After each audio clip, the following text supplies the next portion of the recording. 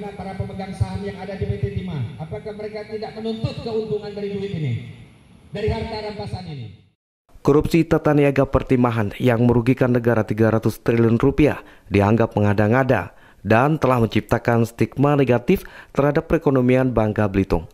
Untuk itu, masyarakat yang tergabung dalam Aliansi Peduli Bangka Belitung atau PBB mendatangi kantor BPKP menanyakan hasil audit kerugian negara dan akan menuntut Profesor Bambang Heru yang mengeluarkan hasil kajian tidak valid.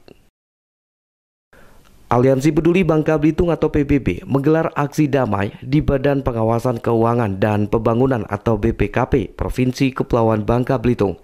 Aksi digelar untuk mempertanyakan kerugian negara 300 triliun rupiah yang dihitung Profesor Bambang Heru dalam kasus korupsi tata niaga timah di Provinsi Kepulauan Bangka Belitung.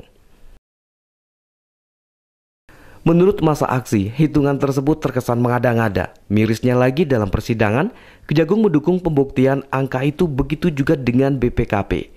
Padahal Guru Besar Institut Pertanian Bogor atau IPB, Sudarsono Sudomo, yang merupakan dosen Bambang Heru, membantah validasi perhitungan tersebut.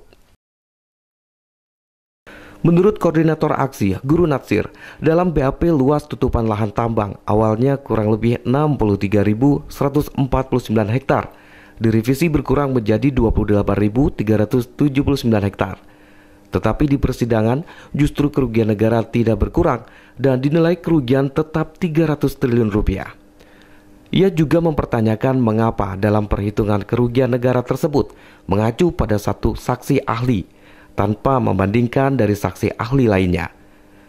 Celakanya lagi, menurut Natsir, BPKP dalam persidangan mengiyakan kerugian 300 triliun rupiah. Sementara Kepala BPKP Bangka Belitung, Leo Lendra, mengatakan apa yang menjadi aspirasi ini akan disampaikan ke pimpinan BPKP Pusat. Statement itu muncul 1 minggu setelah penangkapan.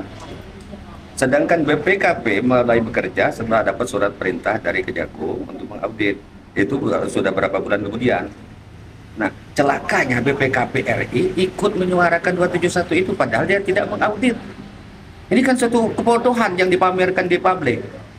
Harusnya dia menyampaikan apa yang menjadi audit dia dong. Ketika ditanya 271, dia no comment. Dia nggak boleh memberi statement apapun karena dia tidak ikut mengaudit. Dia hanya menjiplak, plagiator. Nah, kalau dia jadi plagiator, ini tidak bisa dijadikan alat bukti hukum. Cuma tadi, kalau terkait dengan kasus hukum ini kan prosesnya kan lagi Kejaksaan Agung, Kejaksaan Agung mintanya kepada BPKP. Dan memang bicara tentang sumber daya juga beda lah, orang pusat sama orang bawah.